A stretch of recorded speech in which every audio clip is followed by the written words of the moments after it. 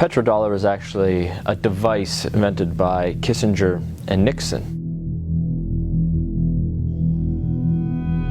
The standard of living of all Americans can be traced back to here, the vast oil-rich deserts of Saudi Arabia. In the early 70s, after the Arab crisis happened with the oil embargoes, OPEC basically tripled the price of oil to the Western world. And at that time, America realized that they were vulnerable because they were importing about 70% of all the oil they consumed.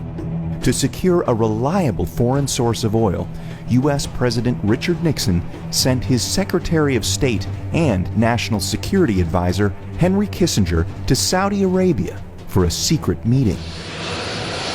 The result was a pact that still stands to this day.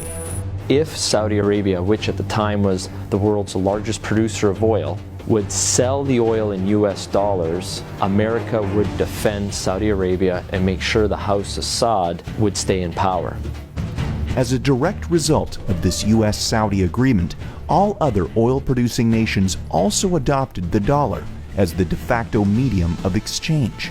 Demand for it increased exponentially all over the world, and soon it had a new name: the petrodollar. Your currency is only as strong as the demand for it, just like anything else, the supply and demand. Why the petrodollar is important, it causes a demand for the US dollar. A lot of Americans don't realize that over 70% of all the $100 bills in the world are actually outside of the US. There's more $100 bills in Russia than there are in America. This stockpile of US dollars in countries around the world is because oil is bought and sold using the greenback. If oil starts trading in non-petrodollars, such as gold or a basket of currencies, or if China and Russia start trading in yuan and ruble rather than US dollars, that demand isn't there. And the way of life for the average American will be done. It will be worse than the Great Depression. To date, anyone who's potentially threatened the status of the petrodollar hasn't fared well. Libyan strongman Muammar Gaddafi publicly pushed for a Pan-African gold-backed currency that he would trade for Libya's oil. He was killed during a US-backed revolution in 2011. And just a few short years before, Iraqi dictator Saddam Hussein advocated selling oil for euros.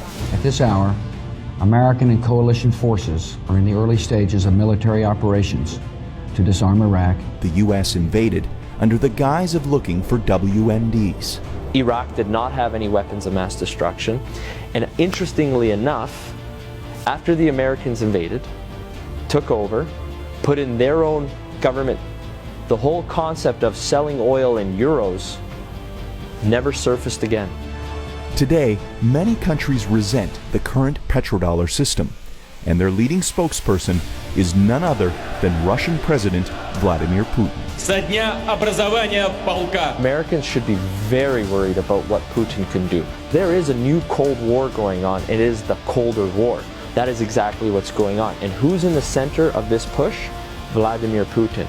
And the petrodollar is so crucial to the Colder War. The only thing holding America right now at the top is the petrodollar. And let me make it very clear. If the petrodollar dies, so does America as a superpower.